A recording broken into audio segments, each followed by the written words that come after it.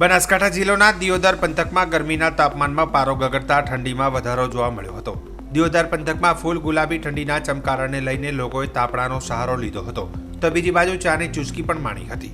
ખેડૂતો દ્વારા ખેતરમાં વાવેતર કરેલ ઘઉં, જીરું, ધાણા, વરિયાળી, રાયડો, શાકભાજી જેવા શિયાળુ પાકને ઠંડીને લીધે ફાયદો થતા જગતનો તાત એવા ખેડૂતમાં આનંદની લાગણી છવાઈ ગઈ છે।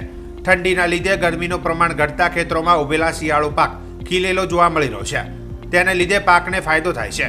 આ અંગે ખેડૂતોએ જણાવ્યું હતું કે શિયાળામાં લાંબા સમય બાદ ગરમીનું જોર ઘટવાની સાથે ઠંડીની શરૂઆત થતાં મુરઝાયેલા શિયાળુ પાક ઠંડી પડતા ખીલવા લાગ્યું છે।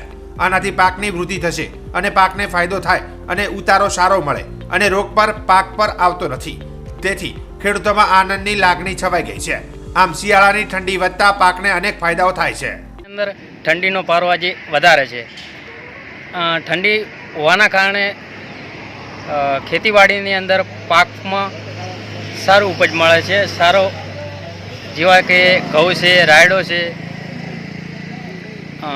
એરંડા છે, જીરું છે, એમાં સારું રહે છે।